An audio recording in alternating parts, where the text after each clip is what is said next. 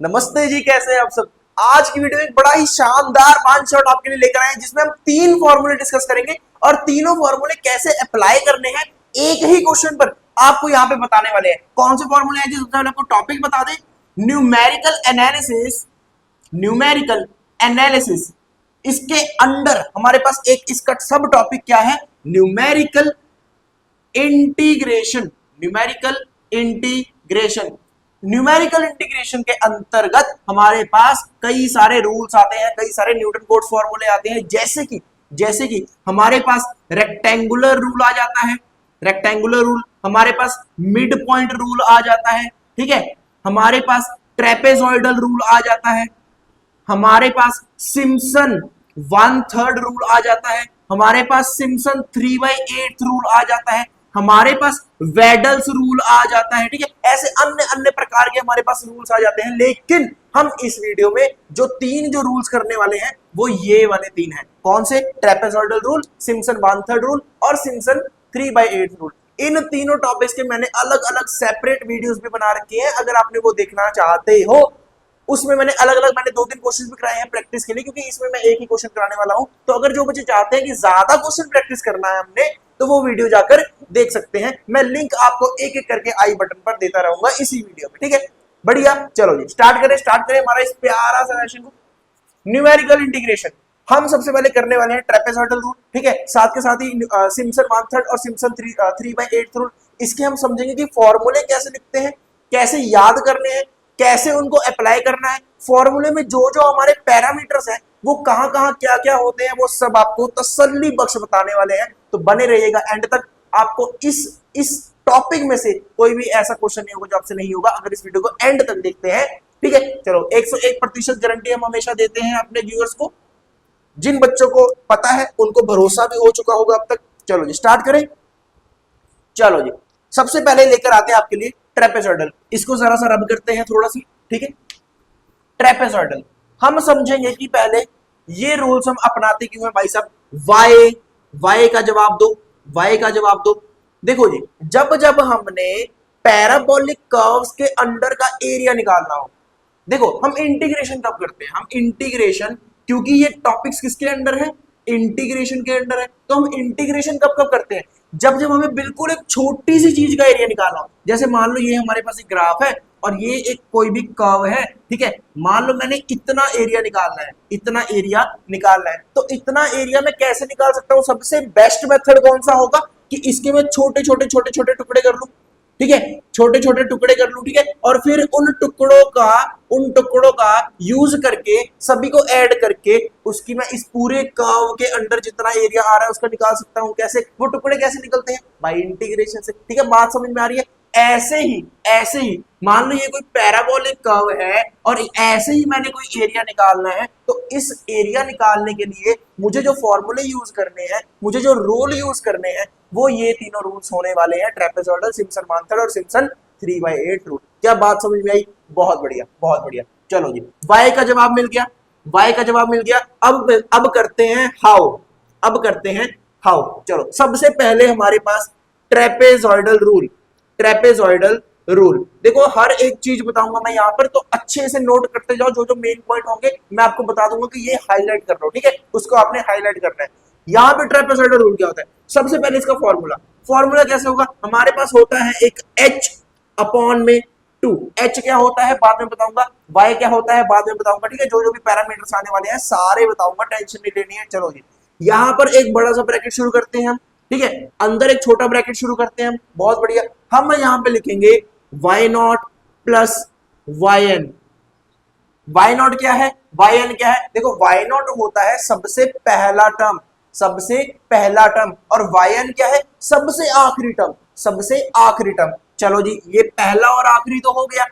Plus करेंगे 2 into में इसके बीच में जितने भी टर्म्स आएंगे, देखो y0 से लेकर yn के बीच में जितने भी टर्म्स आएंगे वो सारे हम इस ब्रैकेट में लेकर आएंगे। जैसे कि y1 plus y2 plus y3, ये कहां तक जाएंगे बताओ जी? yn-1 तक, क्योंकि yn हम यहाँ पे कवर कर चुके हैं।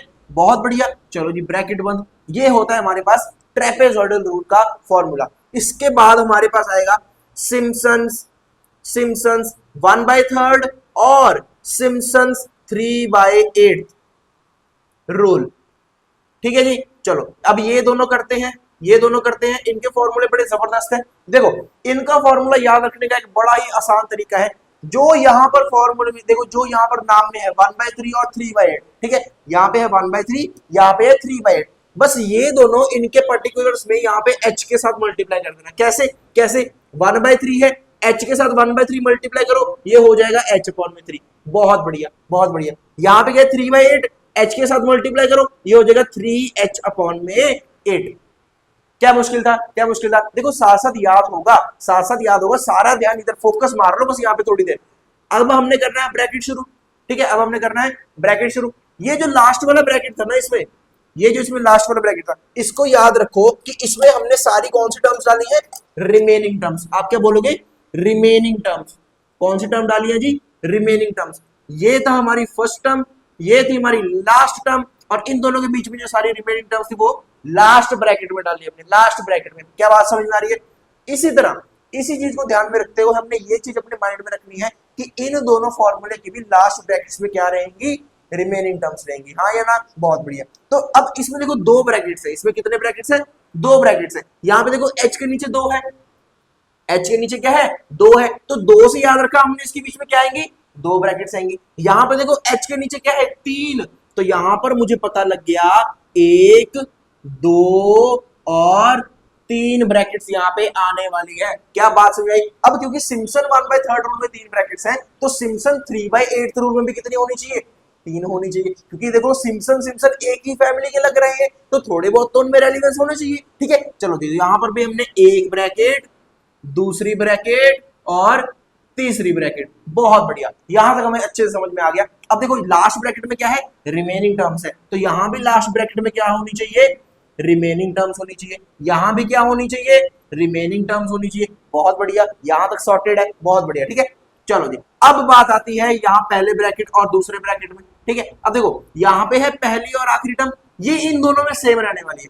यहां भी पहली टर्म प्लस में और आखिरी टर्म, यहां भी पहली टर्म और आखिरी टर्म प्लस में। ठीक है, चलो जी, हम आगे बढ़ रहे हैं, हम आगे बढ़ रहे हैं।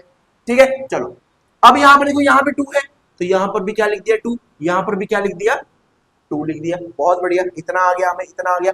अब देखो यहां पर एक तरह से क्या है, 1 है, यहां पर क्या आ गया, 2 आ गया, यहां पर 3 है, तो यहां पर क्या आना चाहिए, 4 आना चाहिए। एक तरह से याद रखने का तरीका। ठीक है, यहां पर क्या है, 1 है, यहां पर क्या है, 2 है, यहां पर 3 है, आना चाहिए था, लेकिन 3 हमने यहाँ पे यूज कर लिया। ठीक है, तो यहाँ पर क्या आएगा, 4 आएगा। बहुत बढ़िया। ठीक है, अब बात आती है इस ब्रैकेट में क्या आएगा। देखो सिम्पसन भाई साहब ने बोला कि अगर आप यहाँ पर 2 ले रहे हो मेरे में, ठीक है, और यहाँ पर 4 ले रहे हो, तो ये दोनों क्या है, ये दोनों क्या है, इवन नंबर्स है। ये दोनों क्या है, इवन नंबर्स है। तो इवन नंबर से हमेशा याद रखो कि दूसरे ब्रैकेट में जो भी टर्म्स आएंगी वो इवन वाली टर्म्स होंगी। मतलब कि जैसे y2 हो गया, y4 हो गया, y6 हो गया, मतलब कि इवन वाली टर्म्स, सिर्फ इवन वाली टर्म्स। क्या बात समझ में आ गई? अब देखो ये पूरा सॉर्टेड हो गया, पहली और आखिरी टर्म यहाँ पे, इवन वाली यहाँ पे, इसके अलावा जो भी बचेंगी वो मेरी इस ब्रैकेट में आ जाएंगी। क्या बात समझ में आई? जैसे कि यहाँ पे y1 आ सकता है, y3 आ सकता है, y5 आ सकता है। ठीक है, वो डिपेंड करता है आपके पास कितने इंटरवल्स वहां पे क्वेश्चन में गिवन है या कितने आपने निकाले हैं। क्या बात समझ में आई? बहुत बढ़िया। ट्रेपेजोइडल हो गया, सिम्पसन 1/3 का पूरा हो गया, सिम्पसन 3/8 पर आते हैं। ठीक है, यहाँ पर देखो 2 इंटू में कुछ है, प्लस में यहाँ कुछ इंटू में कुछ ब्रैकेट में है। ठीक है, हमें पता लग गया लास्ट ब्रैकेट में क्या है, रिमेनिंग टर्म्स है। अब देखो अगर मैं यहां पर भी 4 कर देता हूं, अगर मैं यहां पर भी 4 कर देता हूं, तो ये 2 और 4, तो ये दोनों भी कह रहे हैं कि हम इवन है।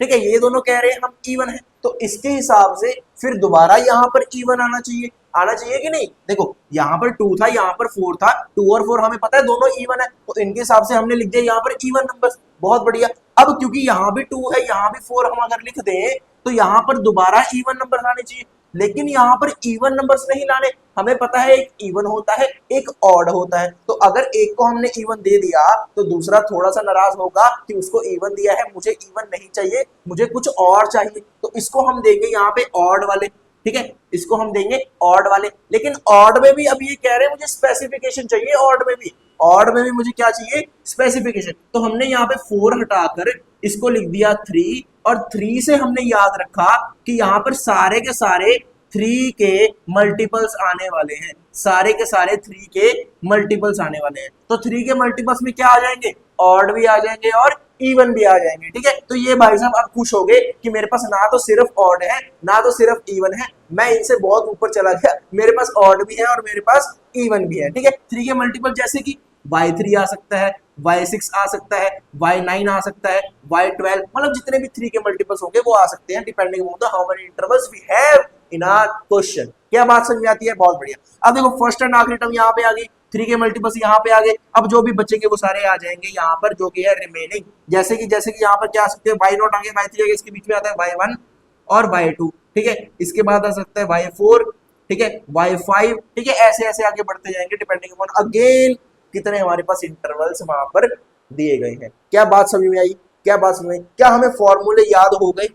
क्या हमें फॉर्मूले याद हो गए? देखो बहुत ही सिंपल है, सबको करने का तरीका एक जैसा है, सिर्फ डिफरेंस कहां पर है, ये फॉर्मूले में। सिर्फ डिफरेंस कहां पर है, ये तीनों फॉर्मूले में। अगर ये तीनों फॉर्मूले आपको याद हो जाते हैं, अगर ये पता चल जाता है कि इन ब्रैकेट्स में क्या कुछ आने वाला है, तो आपके लिए क्वेश्चन करना बहुत ही आसान हो जाएगा। ठीक है, इतनी बात क्लियर है। अब आओ एक बहुत ही इंपॉर्टेंट बात पर, अब आते हैं एक बहुत ही इंपॉर्टेंट बात पर। वो क्या है जी? वो क्या है जी? देखो मेरी बात सुनो, ट्रेपेजॉइडल रूल में हमारे पास n नंबर ऑफ इंटरवल्स हो सकते हैं।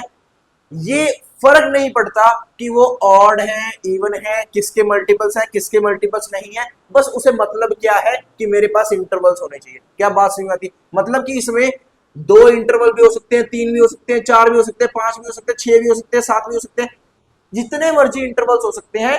मैंने क्या दोबारा बोल रहा हूं, ये फर्क नहीं पड़ता कि ऑड है या इवन है।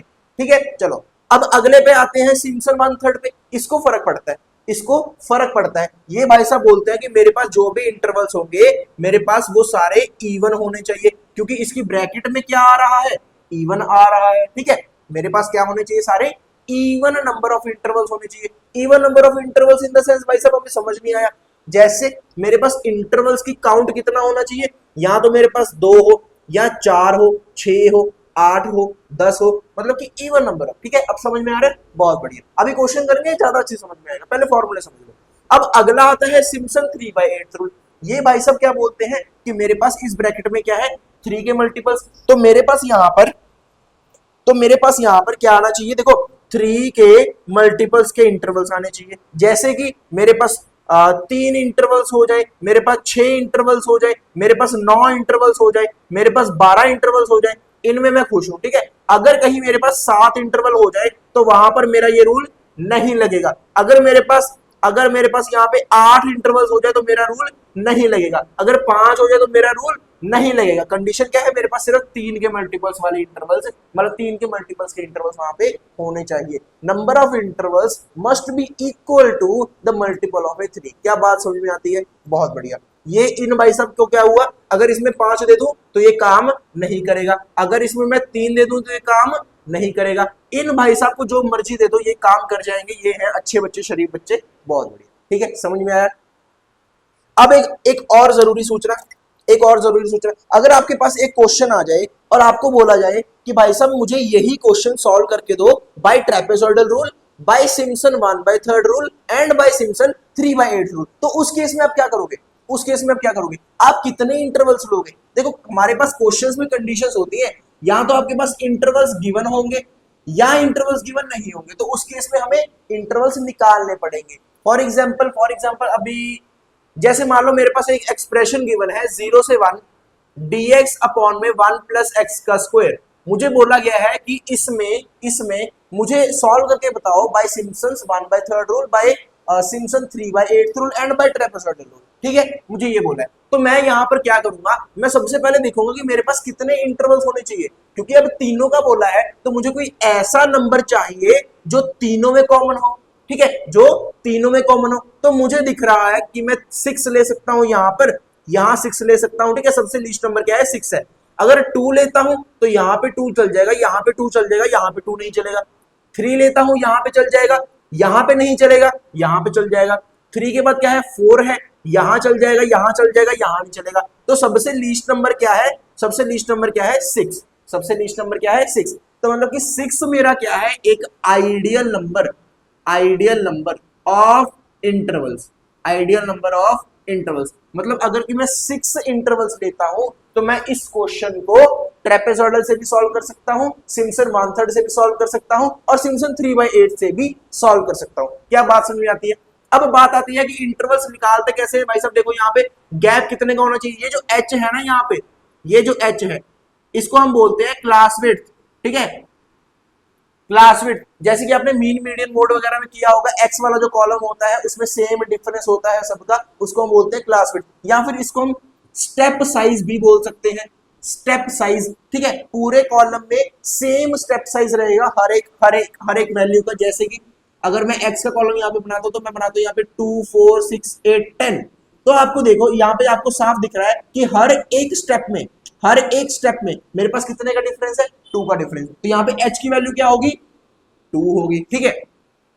अब यहां पर मुझे h की वैल्यू अगर निकालनी है तो मैं फॉर्मूला लगाऊंगा h equals to upper limit minus lower limit divided by number of intervals, divided by number of intervals. मैंने क्या बोला, नंबर ऑफ इंटरवल्स कितने आइडियल होने चाहिए 6 आइडियल होने चाहिए। तो यहां पर देखो कितने हो जाएंगे 1 माइनस का 0/6, ये हो जाएगा 1/6। तो h की वैल्यू कितनी आ गई मेरी 1/6, ठीक है। इतना भी क्लियर है, इतना भी क्लियर है। अब एक क्वेश्चन कराते हैं आपको जिससे जो कंफ्यूजन यहां पर रह गई, जो कंफ्यूजन इनमें रह गई, वो सारी कंफ्यूजन अभी दूर हो जाएगी थोड़ी सी देर के बाद, ठीक है। चलो क्वेश्चन पर आते हैं डायरेक्ट।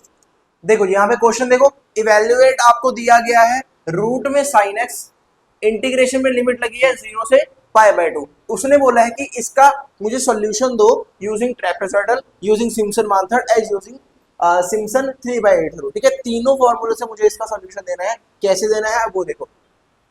पहली चीज क्या, देखो यहाँ पर मुझे कोई क्लास विड्थ या स्टेप साइज गिवन है, h गिवन है नहीं गिवन।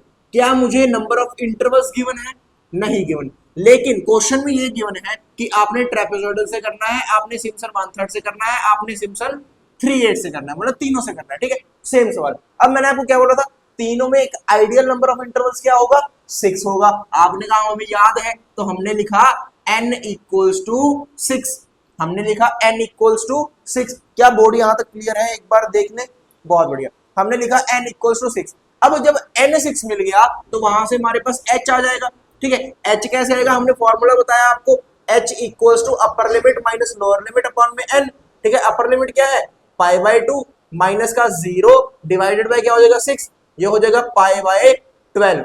h कितना आ गया हमारे पास π/12। अब सुनो, अब बात आती है कि हमने टेबल कैसे बनाना है। अब बात आती है हमने टेबल कैसे बनाना है। देखो सबसे पहले होगा x का, ये जो लोअर लिमिट होती है ये हमारे पास होता है x0, लोअर लिमिट क्या होती है x0, और अपर लिमिट जो हमारे पास होती है वो हमारे पास है xn, मतलब कि लास्ट टर्म जहां तक हमने जाना है, जहां पर हमने टर्मिनेट करना है। क्या बात समझ में, डिफरेंस कितने का होना चाहिए π/12 का होना चाहिए, ये हमें समझ में आ गया। चलो जी शुरुआत कहां से 0 से, उसके बाद क्या आएगा 0 में π/12 ऐड करो, ये हो जाएगा π/12, π/12 में दोबारा π/12 ऐड करो, ये हो जाएगा 2π/12। ऐसे ही आगे 3π/12, 4π/12, 5π/12 और 6π/12। अगर इसको मैं सॉल्व करूं तो ये हो जाएगा मेरा π/2, π/2। तो देखो यहां तक आ गए हम, π/2 तक आ गए। क्या इसके आगे जाना है, आप बोलोगे नहीं जाना है, यहां पर हमें समाप्त करना है। क्यों, क्योंकि ये हमारे पास क्या है हाईएस्ट लिमिट, अपर लिमिट, ठीक है। चलो जी इतना हमें बदल दिया। अब हमने निकालना है y, अब निकालना है y, इसको हम बोलते हैं y0, ये है y1, ये है सॉरी, इसको हम बोलते हैं x0, ये है x1, ये है x2, ये है x3, ये है x4, ये है x5 और ये है x6। ऐसे ही यहाँ पे क्या निकलेगा y0, y1, y2, y3, y4, y5 और y6। अगर आप पूछोगे कि इंटरवल्स कैसे शो करते हैं, तो देखो यहां से यहां तक होता है पहला इंटरवल, ये दूसरा इंटरवल, ये तीसरा इंटरवल, चौथा इंटरवल, पांचवा इंटरवल और ये छठा इंटरवल। कितने इंटरवल्स है यहाँ पे 6 इंटरवल्स है। देखो n इक्वल्स टू 6, ठीक है। अब समझ में आया, बहुत बढ़िया। अब बात आती है इनकी वैल्यूज कैसे निकालनी है। देखो जब भी हमने वाई नॉट निकालना है तो हमें यूज करना पड़ेगा एक्स नॉट का। एक्स नॉट की वैल्यू इस वाले में भरो, मतलब कि रूट साइन एक्स में यहाँ पे एक्स नॉट भरो तो आपके पास वाई नॉट आ जाएगा। यहाँ x की जगह x1 भरो तो y1 आ जाएगा। यहाँ x की जगह x2 भरो तो y2 आ जाएगा। ऐसे ही करते करते इन सभी की वैल्यूज आपके पास आ जाएगी। अब क्वेश्चन आता है कि भाई साहब हमें साइन की वैल्यूज नहीं पता, हमें रूट निकालना नहीं आता, तो कुछ हमारे पास आसान तरीका है। मैं बोलता हूं जी बिल्कुल है। आपको पेपर में एक बहुत ही बढ़िया साथी ये साइंटिफिक कैलकुलेटर अलाउड होता है। आपको पेपर में साइंटिफिक कैलकुलेटर अलाउड होता है। जिन एग्जामिनेशंस में ये कैलकुलेटर अलाउड नहीं है वो आपको अलग से एक शीट देंगे, उस पे ये सारे के सारे जो फॉर्मूले हैं, सारे के सारे जो वैल्यूज हैं वो नोट करके जरूर दी होंगी, ठीक है। उसके बिना ये क्वेश्चन आपको वो नहीं दे सकते। बात समझ में आती है। कई कई कॉलेजेस में आपको सिंपल कैलकुलेटर अलाउड होता है, तो उस केस में वो आपके पास सारी वैल्यूज देंगे। ये साइंटिफिक कैलकुलेटर जहां जहां पे अलाउड है वहां पे आप डायरेक्ट यहाँ की वैल्यूज निकाल सकते हो। जैसे मेरे पास क्या गिवन है, root sine x, root sine x. तो यहां पर मेरे पास एक ऐसा सा ऑप्शन आता है, ये वाला ऑप्शन आता है मेरे पास, ठीक है, थोड़ा सा ऐसे वाला। इसका मतलब क्या है, रूट। हम पहले इसको दबाएंगे, ठीक है, हमने रूट दबाया। उसके बाद यहाँ पे साइन वाला ऑप्शन गिवन है तो हमने साइन दबाया, ठीक है। उसके बाद हम ब्रैकेट दबाएंगे, ठीक है, ब्रैकेट दबाएंगे। उसके बाद हमने पाई दबाना है तो मैं लगाऊंगा यहाँ पे शिफ्ट, शिफ्ट प्लस, सबसे नीचे मेरे पास एक ऑप्शन है इनटू में 10 to the power x। Shift plus इसको दबाऊंगा तो मेरे पास पाई आ जाएगा, ठीक है, क्योंकि इस बटन के ऊपर मेरे पास पाई गिवन है, ठीक है। तो यहाँ पर इसके बाद मैं करूंगा डिवाइड, ठीक है। अब उसके बाद जो भी मैंने करना है, देखो जैसे पाई बाय 12 है तो डिवाइड करूंगा 12 के साथ और ब्रैकेट करूंगा बंद और दबाऊंगा इक्वल टू, तो मेरे पास डायरेक्ट वैल्यू आ जाएगी। वो वैल्यू मैं यहाँ पर भर दूंगा। अगर मुझे अगले की निकालनी है तो मैं क्या करूंगा, यहाँ पे 2 पाई बाय 12, ठीक है, उससे अगले की यहाँ पे 3 पाई बाय 12, ठीक है। ऐसे ऐसे करके मैं इस कैलकुलेटर की हेल्प से सारी की सारी वैल्यूज निकाल सकता हूँ। मैं वैल्यूज निकाल के आपको यहाँ पे शो कर रहा हूँ, उतनी देर आप भी कोशिश करिए निकालने की, फिर मैच करते हैं। चलो जी, तो यहाँ पर मैंने सारी की सारी y की वैल्यूज आपको यहाँ पर लिख दी हैं, आप मैच कर सकते हैं, ठीक है। सारी की सारी वैल्यूज यहाँ पे लिख दी है मैंने। 4 प्लेसेस ऑफ डेसिमल्स यहाँ पे वैल्यू ली है, आप 5 प्लेसेस ऑफ डेसिमल्स तक भी ले सकते हैं, ठीक है। चलो जी, अब इसके बाद क्या करना है, इसके बाद तो कोई काम रहा ही नहीं, हमने सिर्फ डायरेक्ट वैल्यूज यहाँ पे फॉर्मूले में एक एक करके डालनी है, हमारे पास आंसर आ जाएगा। जैसे जैसे देखो y नॉट और yn, यहाँ पे देखो ये y नॉट है और ये हमारे पास yn है, y6, ठीक है। अगर मैं यहाँ पर लिखना चाहूँ तो मेरे पास देखो मैं फॉर्मूला लिख रहा हूँ, आपको आंसर खुद से निकालना है। तो यहाँ पर ट्रेपेजॉइडल रूल का सबसे पहले फॉर्मूला आ जाएगा, जैसे कि यहाँ पे किसकी वैल्यू निकाल रहा हूँ मैं, 0 से pi by 2 root sine x dx की वैल्यू निकाल रहे हैं इक्वल्स टू h अपॉन में 2। h क्या है मेरे पास, पाई बाय 12 अपॉन में 2 इंटू में 2 हो जाएगा, ठीक है। अंदर हो जाएगा y नॉट प्लस का y6, ठीक है, प्लस में 2 इंटू में ये हो जाएगा y1 plus y2 plus y3 plus y4 plus y5, ठीक है। इसकी वैल्यू निकाल कर आप मुझे कमेंट बॉक्स में बताओगे, कुछ 1.1 करके वैल्यू आने वाली है, ठीक है। चलो जी, इसके बाद आएगा सिम्पसन 1/3 रूल। उसका फॉर्मूला ये देखो, ये लिखा हुआ है यहाँ पे। h की वैल्यू क्या है, अगेन पाई बाय 12 इंटू में ये हो जाएगा 1/3, तो इंटू में हो जाएगा यहाँ पे नीचे 3, ठीक है। अंदर क्या आएगा y नॉट प्लस yn, ठीक है, प्लस का हो जाएगा ये 2 इंटू में क्या आएगा यहाँ पे देखो, इवन नंबर ऑफ टर्म्स, तो इवन मतलब y2 plus y4, y2 plus y4, ठीक है। y6 ले सकते हैं क्योंकि y6 यहाँ पर आ गई तो दोबारा यहाँ पे y6 हम नहीं ले सकते, ठीक है। अगला क्या आएगा, 4 इंटू में सारी की सारी रिमेनिंग टर्म्स कौन कौन सी है, y1 plus y3 plus y5 और ब्रैकेट बंद 1.1 कुछ करके आपकी वैल्यू यहाँ पे आने वाली है, ठीक है। थोड़ा सा डेसिमल में यहाँ पर कुछ अंतर आएगा सभी में, ठीक है, बाकी शुरुआत वाली टर्म सबकी सेम रहने वाली है। अगला क्या है, सिम्पसन 3/8 रूल। उसमें क्या आएगा देखो, 3h अपॉन में 8, तो 3 इंटू में पाई बाय 12 अपॉन में हो जाएगा 8, ठीक है। अंदर क्या लिखेंगे, y नॉट प्लस y6, उसके बाद 2 इंटू में यहाँ पर क्या आएंगे देखो, 3 के मल्टीपल्स, 3 के मल्टीपल्स कौन से, यहाँ पे एक y3 ही दिख रहा है हमें, y6 है वो हम नहीं ले सकते क्योंकि यहाँ पे ले लिया।